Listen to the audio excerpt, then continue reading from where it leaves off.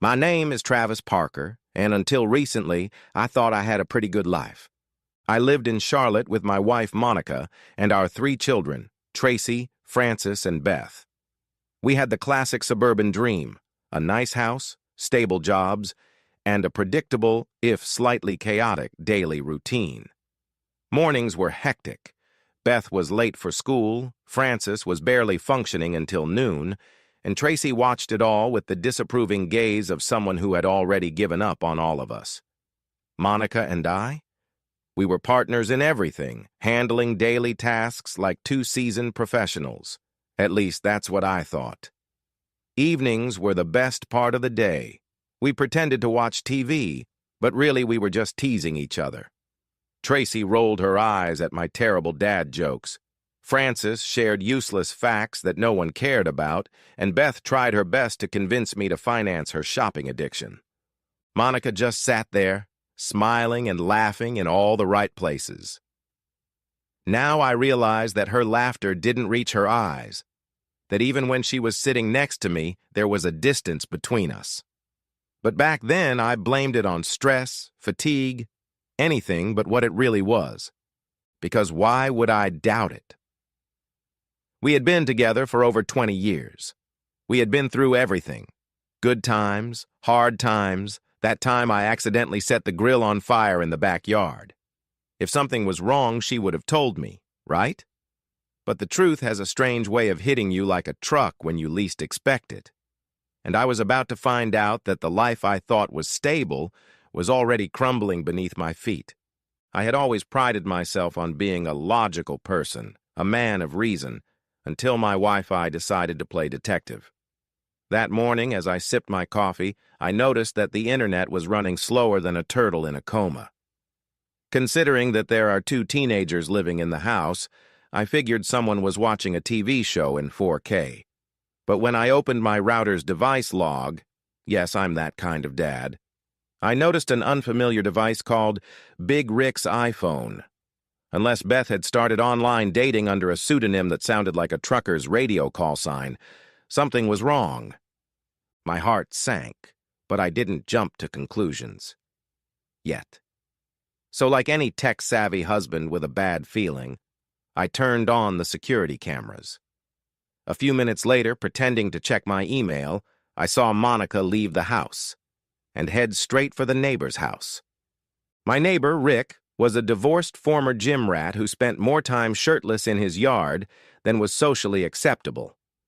I told myself it was just a friendly visit, maybe to borrow some sugar or something, although I doubted Rick even had sugar. But Monica didn't come back. 5 minutes, 10, 15. My brain was working overtime, coming up with reasonable explanations. Maybe she was discussing ridiculous HOA rules about lawn length. Maybe she got caught up in a conversation about protein shakes. Maybe I needed real proof. I decided to go into full detective mode. I grabbed my phone, went outside, and pretended to water the plants with an empty watering can. Very subtle, I know. When I got to Rick's house, I heard laughter. And not just any laughter. Monica's laughter. The laughter that used to be reserved for my stupid dad jokes was now echoing from another man's patio. Peering through the side gate like a spy in a cheap movie, I saw them. Monica leaning against him with her arm around his shoulder and him smiling smugly at her. My stomach tied itself into a knot. There it was. The proof I didn't want to see but couldn't ignore. I didn't burst in or scream. Instead, I stood there clutching the useless watering can, feeling like the biggest fool in Charlotte. I had suspected it, but now I knew. And when I turned away, there was only one thought in my head. How the hell was I supposed to act normal when I got back to the house? Because if there was one thing I needed more than confirmation, it was a plan. I entered the house, closing the door behind me with the careful precision that only someone trying to contain their emotions can muster. My hands were steady, my face expressionless. But inside? It felt like my brain had been thrown into a blender set to puree. Without thinking, I went straight to my home office, sat down at my desk, and opened my laptop. The Google search bar stared back at me, waiting for instructions. How to file for divorce in North Carolina. My fingers typed the words as if they had a life of their own, and my whole body went into autopilot. I wasn't even sure I was ready for this. Hell, I didn't even know what it was. But if there was one thing I knew how to do, it was research. When life fell apart, I didn't scream or break things. I made damn tables. A light knock on the door snapped me out of my trance. I barely had time to turn the page with the divorce information before Beth peeked into the room. "Dad, can I borrow the car? I need to go to the mall." She spoke quickly, as if she expected me to say no. Instead, without looking up, I reached into my pocket, pulled out the keys, and tossed them to her. She caught them with a look of surprise that seems to be unique to teenagers. Thanks," she said, looking at me as if I had just handed her a winning lottery ticket. Beth hesitated, then entered the room. "What are you doing?" she asked, her voice tinged with curiosity. I glanced at the screen, at the tab labeled Divorce Process, a Step-by-Step Guide, and exhaled. "I'm making a plan," I replied simply, my voice steady. Because that's what I did.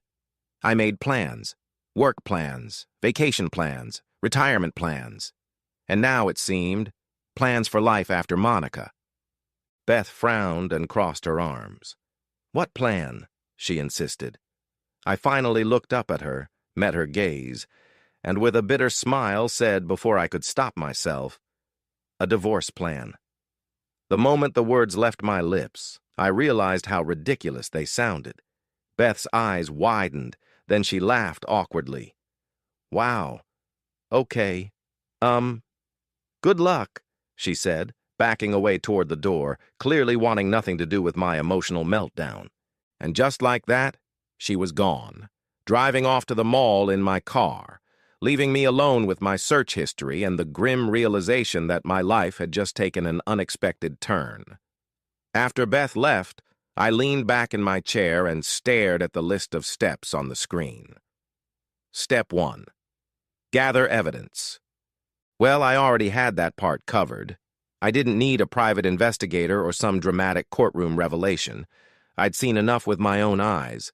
But the voice in my head wouldn't let me rest. Maybe I should take screenshots of the router log? Maybe check the security camera footage again? Or maybe I should hire a real lawyer instead of relying on a website that looked like it hadn't been updated since 2009. But the truth was, no digital footprints could erase what I had already seen. Step 2. Get my finances in order. That was something I could focus on. Numbers, tables, bank statements, facts, not emotions. I opened my budgeting app and started going through everything carefully. Mortgage, savings, tuition, joint accounts with Monica. The mere intertwining of our finances made me sick. Every deposit, every withdrawal, every expense, it was all connected to the life we had built together. And now I had to figure out how to untangle it all, as if I were trying to untangle Christmas lights that had been in a box for 15 years. Step 3. Consider living arrangements. That stopped me in my tracks. This was my home. My home. I had put a lot of time into it to be able to afford it. Painted the walls, fixed the leaky faucets, even built Bess for her ridiculous floating shelves that she never used. But was I going to be the one to leave? What about Monica? The thought of sitting across from her and discussing who would get what sent a chill down my spine. I sighed and rubbed my temples. Maybe I was rushing into this. Maybe it was just anger talking. Or maybe I had avoided the truth for too many years and now it was finally demanding to be dealt with. Step 4. Talk to your spouse. I exhaled sharply and shook my head. Yes, the hardest part. How do I start this conversation? "Hey, honey, I noticed from your browsing history that you're cheating on me with Big Rick. What do you have to say about that?" No, that wouldn't work. But sooner or later, I had to do it. Maybe not today, maybe not tomorrow, but soon. because the moment I saw Monica laughing in Rick's garden, something inside me changed. And now there was no turning back. I stared at the screen, my fingers hovering over the keyboard, and I typed, "Best divorce lawyers in Charlotte." Instantly, a multitude of legal websites appeared, each promising aggressive representation, maximum asset protection, and, my personal favorite, fierce advocacy. Yeah, I didn't need some soft-spoken, handshake-loving mediator. I needed someone who lived for the courtroom, who woke up in the morning and drank black coffee while planning how to financially destroy the opposition. I didn't need just a shark. I needed a killer whale. A legal predator who could tear Monica's case apart like a killer whale tears apart a seal in a nature documentary. Scrolling through the options, I clicked on a few profiles, trying to gauge their potential for ruthless effectiveness. One guy was photographed in front of a bookcase crammed with law books and looked like he had personally invented divorce law. Another woman had the slogan, "Divorce is war, and I don't lose battles." Now that's more like it. And then there was one who proudly stated in his bio that he had once handled his own divorce while representing 3 other clients at the same time. Impressive, but perhaps a little disturbing. For a moment, I thought of my father. Technically, he was a lawyer. Retired, but still. He had spent his entire life dealing with contracts and real estate transactions. How different could divorce be? Besides, he would probably have done it for free, which meant I could spend the money on, well, the inevitable suffering associated with dividing property. But then I realized the reality. If my father got involved, that meant my mother would get involved. And once my mother got involved, my entire family would go into DEFCON 1 mode. There would be phone calls, unsolicited advice, casseroles, and a level of outrage that even my killer whale lawyer couldn't handle. No, thanks. I'd rather pay the advance. Sighing, I bookmarked a few promising options and made a mental note to schedule a consultation. I understood the absurdity of the situation. This morning, I was just a guy drinking coffee, checking Wi-Fi, and living my life. Now I was preparing for a legal battle, hunting for the most ruthless divorce lawyer money could buy. I exhaled, rubbing my temples. This was really happening. Looking through my short list of lawyers, I settled on one whose website practically screamed, "I make my ex-clients cry in court." The firm's slogan, "Winning custody and property battles since 1998, sealed the deal. Taking a deep breath, I picked up the phone and dialed the number. A cheerful secretary answered, completely unaware that I was about to destroy my marriage. I spoke in a calm, businesslike tone. "Hello. I'd like to schedule a consultation." After a few standard questions, she made an appointment for me for the next morning. That was it. I had just taken the first step toward divorce. There was no turning back now. I hung up, leaned back in my chair, and stared at the ceiling. The real problem was Monica. She was due back in a few hours, and I had no idea how to act. I wasn't the type who could pretend. My face was as expressive as a billboard. But if I told her everything straight out, it could quickly turn into an argument. There would be excuses, denials, maybe even crocodile tears. I didn't want to hear any of that. I didn't want to sit across from her at the dinner table and pretend that our life wasn't falling apart. No way. I needed space, time to think.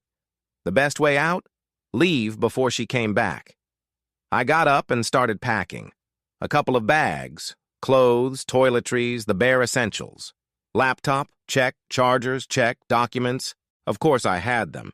Birth certificate, passports, everything I might need if it came to a court case. I felt like I was preparing for battle, only instead of armor and weapons, I had a gym bag and a flash drive with my financial documents. It was surreal. I had lived in this house for many years, built a life here, and now I was packing my whole world into a suitcase like someone fleeing a bad hotel. And then it dawned on me, I had lent my damn car to Beth. Of course. Why make my life more difficult? I sighed and ran my hand through my hair. Tracy was home from college for the summer. I could hear her listening to music at full volume upstairs, probably immersed in some indie rock album that she said had changed her life. She had a car. Perfect. I grabbed my bags, took one last look around the house, and headed upstairs. Taking my daughter's car to escape my marriage wasn't exactly how I had imagined today, but at that moment, I was just going with the flow. I knocked on Tracy's door with that knock fathers tend to give, firm, but not insistent. A few seconds later, the music stopped and she opened the door. When she saw me, she narrowed her eyes. Damn. Tracy had always been able to read me like an open book. No matter how hard I tried to hold back my emotions, she could see right through me. "What's wrong?" she asked immediately, crossing her arms and waiting for an answer I wasn't ready to give. I exhaled and shrugged casually, as if nothing had happened. "My mom and I had a little misunderstanding," I said, trying to sound lighthearted. "I just need to take a break, clear my head." Tracy raised an eyebrow. "A little misunderstanding?" she repeated. "What kind of little misunderstanding is causing you to pack your bags and run away from home?" I sighed. There was no point in dodging the question. I rubbed the back of my neck, wondering how much to tell her, and decided to stick with the short version. "Let's just say that your mom and I have different views on the sanctity of marriage vows." Her expression changed from confusion to understanding, then to rage. "Are you kidding me?" she shouted, waving her arms. "Mom cheated on you? With whom?" I raised my hand. "Tracy, calm down. There's no need to get so upset." But Tracy was already pacing the room, muttering curses under her breath. Then she stopped, her face full of rage. "Why are you leaving?" she asked. "Why are you packing your things if she's the one who broke the vow? It's pointless. Why reward the guilty party?" It hit me right in the chest. She was right. Damn right. But at that moment, I wasn't sure I had the strength to explain why I couldn't just sit there and pretend everything was fine. All I knew was that I had to get out of there. Tracy didn't waste any time. She took out her phone and dialed Monica's number. The call went to voicemail. Her lips pressed into a thin line, and she gripped the phone tighter. "She's not answering," she muttered, then turned back to me. "Is she with him right now?" I hesitated for half a second before nodding. "Yes." Tracy exhaled sharply and shook her head in disgust. "How long have you known about this?" "Only a few hours." She clenched her jaw and, without wasting a second, asked, "What are your plans?" I told her everything. That I was going to consult a lawyer, gather my documents, and stay somewhere else for a while to clear my head. Tracy, however, didn't seem impressed. "Does Beth know?" she asked. I sighed. "Beth kinda knows. She came by earlier when I was looking up information about divorce, but I didn't go into details. And Frances doesn't know anything." Tracy's expression darkened. Without saying a word, she took out her phone and called Frances. "Drop everything and come home right now," she ordered, leaving no room for argument. "I don't care. Just come home." Then she called Beth. "Where are you?" she asked, pacing the room. "Still at the mall? Okay, fine. There's a family emergency. Come home." I threw up my hands. "Tracy, this isn't necessary." "It is," she snapped and hung up. "Mom ruined everything, so why the hell should you have to leave? She needs to pack her suitcase." I opened my mouth to argue, but she had already moved on to the next step of her plan. "Call her parents," she ordered. "Tell them to come here, now." I exhaled. Things were escalating quickly, but as much as I wanted to stay calm, I had to admit that Tracy was damn right. I sighed and dialed Monica's parents' number. As much as I wanted to dump this on them, I knew it wasn't the best idea. I got along well enough with Scott and Wendy, and if I dropped this bomb on them over the phone, it would only result in a very angry father driving down the highway. And considering how stubborn Scott was, I wouldn't have been surprised if he showed up at Rick's house instead of mine. No, this had to be handled carefully. After a few rings, Scott picked up. Travis, is everything okay? I tried to keep my voice steady. Hi, Scott. Listen, Monica and I are having some problems. I don't want to discuss it over the phone, but she needs a place to stay for a while. Silence. Then the question started. What kind of problems? The kind that means she needs to stay somewhere else, I replied, trying to sound vague. Scott exhaled through his nose. Okay, we'll be there in 30 minutes.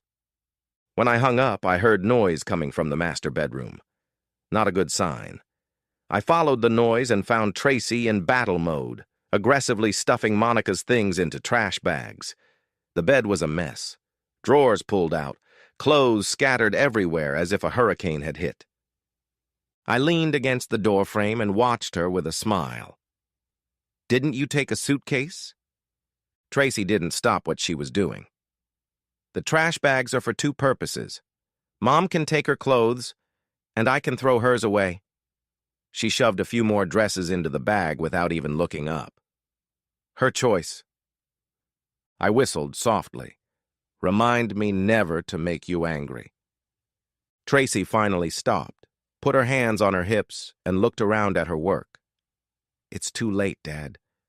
You married the wrong woman. Now I have to clean up after her. Damn. She was right. Without thinking, Tracy threw the first trash bag down the stairs. It hit the floor with a loud thud, followed by another, then another. Just as she was about to throw another one, the front door flew open. Francis, who had apparently been outside, entered the house just as the trash bag flew toward his head. "What the hell?" he exclaimed, dodging it at the last second, and the bag landed next to him. He looked at Monica's pile of things, then at Tracy, then at me, and his face showed complete bewilderment. Okay, what's going on here? Before I could open my mouth, Tracy interrupted me. Mom cheated on Dad with Big Rick. Dad caught her. Now she's leaving. End of story. Francis just stared at us. He blinked, clearly trying to process what he had heard, then shook his head as if he hadn't heard correctly. No way, he said quietly. No, that can't be true. I could see it in his face. He didn't want to believe it. But Tracy wasn't known for exaggerating, and she certainly wouldn't joke about something like this. His shoulders slumped as he realized the gravity of the situation. Without saying a word, he walked past the trash bags and collapsed onto the couch. I followed him and sat down next to him, resting my elbows on my knees. Listen, I know this is awful, I said quietly. But I want you to know that no matter what happens, I'll be here for you. I'll always be here. Francis exhaled, rubbing his face with both hands. Man, I wasn't expecting this today. Yeah, me neither, I replied dryly. I just wanted to check the Wi-Fi. Francis let out a chuckle. So that's why it was so slow. Mom was using all the bandwidth for her romance novel? I grinned. Apparently. From across the room, Tracy, who had been eavesdropping, let out a surprised chuckle. Okay, that's funny. She grabbed the last trash bag, tossed it down the stairs for good measure, then plopped down on the couch next to me. For a moment, the three of us just sat there, shoulders touching, the weight of the situation pressing down on us. But at least we were together. At least we had each other. 20 minutes later, the front door swung open and Beth walked in, carrying bags of groceries. She took 2 steps and stopped dead in her tracks, her gaze darting between the pile of trash bags, her brother and sister, and me, all of us sprawled on the couch like participants in a late-night talk show about failed marriages. She furrowed her brow. Okay, what kind of divorce cult have I walked into? Tracy, without wasting a second, pointed to the bags. Welcome to Mom's moving party. We're a little short on decorations, but trash bags add a nice touch, don't they? Beth blinked. Wait, so Dad wasn't joking earlier about the divorce plan? No, Tracy said, pronouncing the P with a distinct emphasis. This isn't a joke. Mom and I are getting divorced. Beth stared at her as if she had just spoken in Morse code. "You can't divorce Mom." Francis, still sprawled on the couch, chimed in. "Legally, number emotionally, already divorced." Beth turned to me, looking for some kind of rational explanation. "Big mistake." I sighed dramatically. "Apparently your mom has her own definition of monogamy." Beth groaned and dropped her shopping bags. "Are you serious? With whom?" Tracy grinned. "Take a guess." Beth thought for a second, then her face contorted in horror. "Oh my God, it's Big Rick, isn't it?" Francis threw his arms in the air. "Ding, ding, ding, we have a winner!" Beth covered her face with her hands. "Ugh, I hate that guy. He always waves at me like I'm supposed to wave back. I don't even like him as a neighbor." "Yeah, well," I sighed, "Mom really likes him." Beth coughed. "That's disgusting." She sank into the chair across from us, staring at the floor, trying to comprehend what had just happened. We all waited, giving her a chance to process the whole awful situation. After a long silence, I leaned toward her. "Beth? Are you okay?" Beth exhaled sharply. "No." She looked at me, her eyes still wide with disbelief. "Are you okay?" I thought about it for a second. Then I shrugged. "Considering the circumstances, I have 3 wonderful kids. That's all I can ask for right now." Beth groaned again, but this time it sounded almost like laughter. "Yeah, we're great." Francis snorted. "Dad, if you ever decide to get married again, can you at least find someone who doesn't cheat?" Tracy leaned over and nodded. "Or at least someone with better taste in men." I exhaled and rubbed my temples. "I'll make a note of that. Add it to the list of things to do when I get divorced." Beth laughed and shook her head. "God, we're such a crazy family." Francis smiled. "Yeah, but we're a fun one." 15 minutes later, the doorbell rang. Tracy, still in general mode, marched to the door and opened it abruptly. Monica's parents, Scott and Wendy, stood in the doorway looking around at the scene.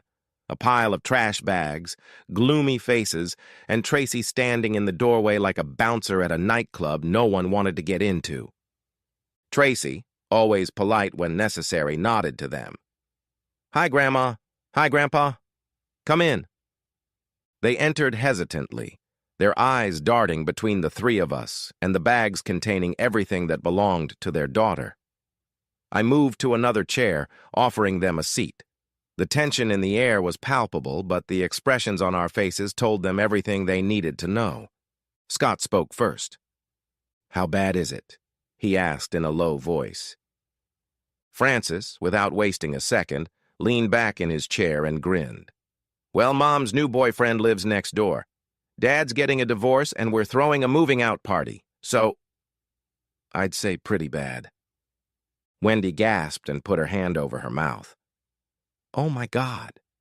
She looked at me, then at the children, then at the bags of shame in the corner. She swallowed hard and opened her arms, silently asking to be hugged. Tracy, Francis, and Beth didn't hesitate. They came over and hugged their grandmother, and for a moment, that hug seemed like a small island of comfort in this terrible situation. When they let go of their grandmother, Wendy turned to me, her face full of despair. "Travis, are you really going to get a divorce?" I met her gaze and nodded. "Yes," I said firmly. "I don't want to be cruel, but in a divorce, I'll be honest. Unless Monica tries to frame me, then I'll fight tooth and nail." Scott exhaled and rubbed his face while Wendy just stared at us, looking exhausted. Then Beth, who had been silent until now, crossed her arms. "I'm a minor. Do I get to choose who I live with?" I turned to her, my voice calm but firm. "You can tell the judge whatever you want." Beth nodded sharply. "Okay." With that, we all got down to business. No one said much as we began carrying Monica's belongings out to her parents' SUV, trash bags, a few boxes, everything she had left in the house that wasn't screwed down. It wasn't a conversation anymore. It was a transaction, the kind that ends one chapter and begins another. And as I watched my children working together, standing tall with determined expressions on their faces, I realized something. We weren't just getting rid of Monica's things. We were taking back our home.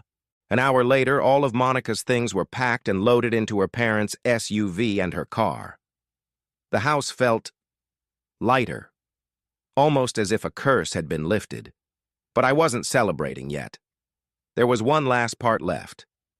I sat in my chair and watched the driveway through the security camera on my phone. And sure enough, there she was, Monica. She walked down the driveway, noticed her parents' SUV parked outside the house, and slowed her pace. She frowned, paused for a moment, probably trying to figure out why the hell they were there.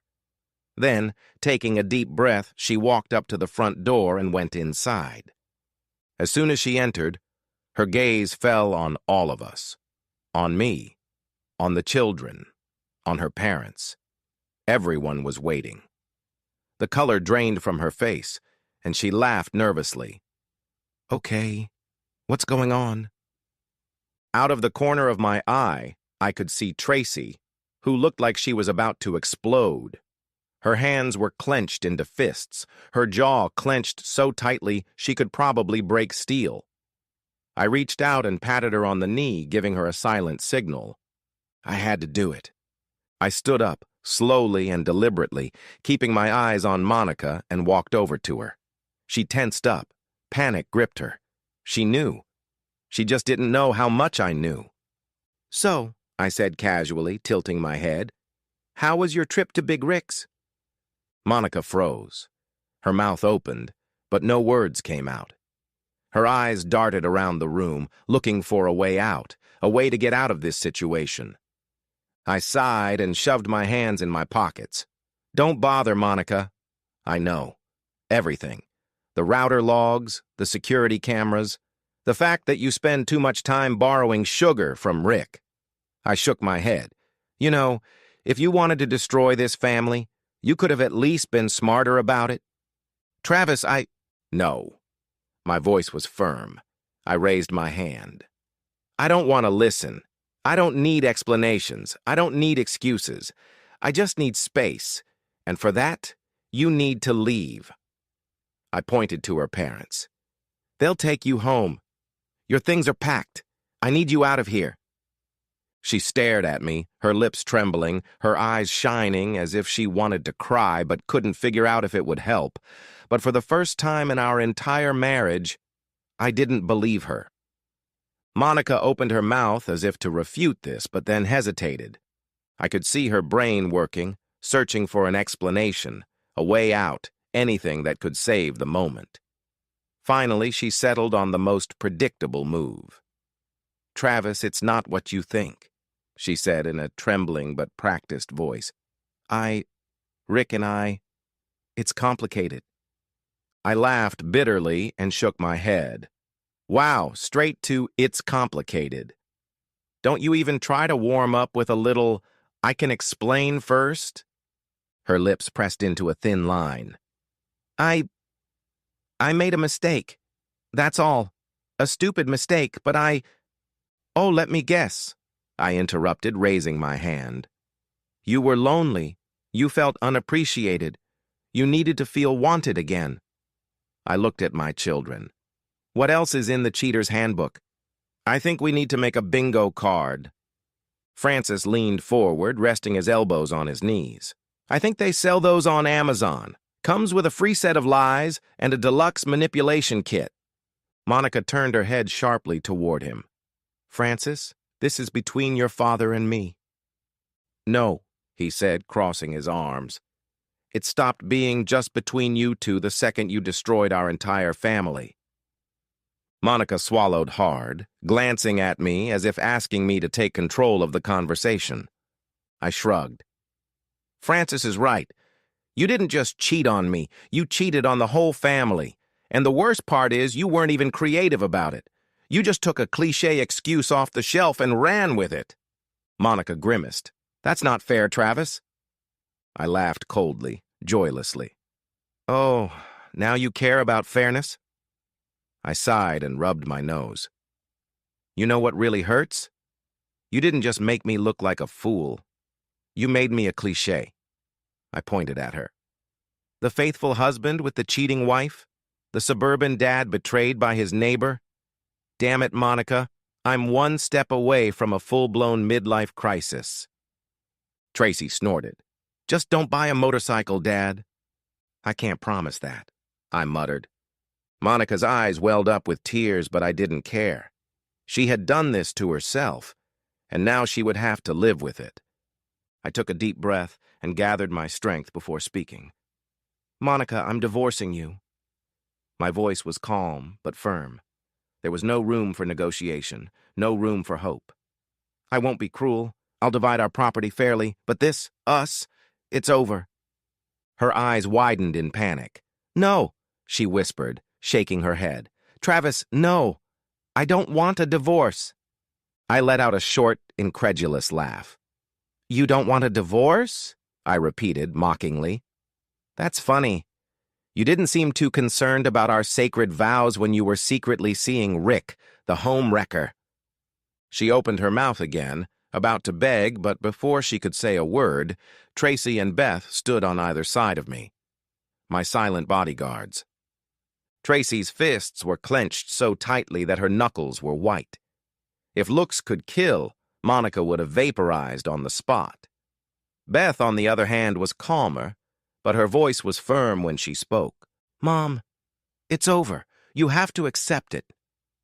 Monica burst into tears, her shoulders shaking, tears streaming down her face. But no one moved. No one comforted her. Not her children, not me, not even her parents, who sat silently, looking more defeated than ever. I exhaled and crossed my arms over my chest. You'll get your summons as soon as possible. I suggest you find a lawyer. Monica sobbed, her face red and blotchy.